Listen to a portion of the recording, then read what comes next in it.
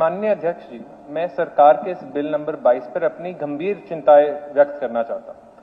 पहली बात तो ये रेजिडेंशियल एक्ट का इंडस्ट्रियल इस्तेमाल किया जा रहा है। स्पीकर साहब, जब इनिशियली एक्ट 2021 में स्पष्ट रूप में लिखा था सेक्शन 13 सबसेक्शन सी में कि यह एक्ट किसी भी ऐसे क्षेत्र में लागू नहीं होगी जहां कोई इंडस्ट्रियल यूनिट स्थित है।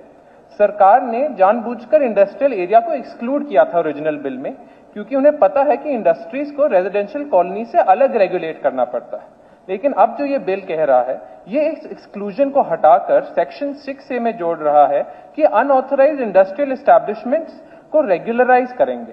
ये अमेंडमेंट कहता है कि रिक्विजिट परमिशन के बिना चल रही इंडस्ट्रीज को रेगुलराइज किया जाएगा, लेकिन कौन सी परमिशन रिक्वायर्ड है वो हमें बताया नहीं जा रहा। एंटरप्राइज की डेफिनेशन लिखी है, मैन्युफैक्चरिंग, प्रोसेसिंग और बोथ शामिल है इस डेफिनेशन में। मतलब केमिकल प्लांट हो, हैवी इंडस्ट्री हो, सब कुछ रेगुलराइज हो जाएगा।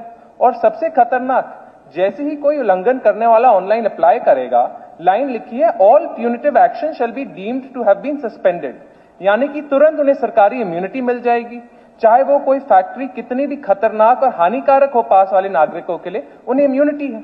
दूसरी बात, कोई क्राइटेरिया बिल में के अंदर नहीं लिखा हुआ, ना कोई एनवायरमेंटल सेफगार्ड के बारे में लिखा हुआ। मुख्यमंत्री जी ने बजट स्पीच में कहा कि 50 से ज्यादा बिजनेस जो 10 एकड़ ऑफ कंटिग्यूअस लैंड आसपास वाली जमीन में है, वो अगर साथ अप्लाई करेंगे तो उन्हें ये रेगुलराइज कर दिया। लेकिन अमेंडमेंट में तो कहां लिखा हुआ है, कोई क्राइटेरिया ही नहीं दिया। कितने बिजनेस मिलकर अप्लाई करे, कितना एरिया होएगा, क्या डेंसिटी होएगी, क्या एप्लीकेशन प्रोसीजर होएगा, बिल में ये कहीं लिखा नहीं हुआ। रेजिडेंशियल कॉलोनीज को बस साधारण सुविधाएं चाहिए होती है, पानी, बिजली, सड़क। लेकिन इंडस्ट्री को क्या चाहिए? उनको तो heavy power load, industrial waste management, effluent treatment plant, और ये इंडस्ट्रीज बिना रेगुलेशन के बहुत हानि कर सकती है। एयर पोल्यूशन हुआ, वाटर कंटामिनेशन हुआ, हाजिडस वेस्ट क्रिएशन हुआ। इस अमेंडमेंट में कहां एनवायरमेंटल इंपैक्ट असेसमेंट किया जा रहा है, कहां पोल्यूशन कंट्रोल बोर्ड की क्लियरेंस दिलवाई जा रही है रेगुलराइज करने से पहले, कहां पब्लिक हेल्थ के सेफगार्ड को अकाउंट किया जा रहा है? कहीं नहीं। एंटरप्राइज खुद ही ऑनलाइन पोर्टल पे सेल्फ सर्टिफाई कर देगा और एनवायरमेंटल लॉ की धज्जियां उड़ा देगा, फुल सरकारी इम्यूनिटी। और तीसरी बात माननीय अध्यक्ष जी, ईमानदार एंटरप्रेन्योर्स को तो सजा मिली जा रही है इसके थ्रू। स्पीकर साहब, जो एंटरप्रेन्योर्स ने प्रॉपर प्रोसीजर फॉलो किया, सरकारी क्लियरेंस, सारी की सारी सरकारी क्लियरेंस ली, सारी फीस भरी, ऑथराइज इंडस्ट्रियल प्लॉट खरीदा, उनका क्या? वो तो मूर्ख थे। और जिन्होंने खुलेआम नियम तोड़े, इलीगल इंडस्ट्री चलाई, उन्हें रेगुलराइजेशन मिल रही है बिना किसी पेनल्टी की, बिना किसी रेट्रोस्पेक्टिव चार्जेस की। अमेंडमेंट में लिखा है line, indefinite suspension of punitive action, लेकिन कब तक? उसका जवाब लिख दिया, इंटिल गवर्नमेंट टेक्स फाइनल डिसीजन।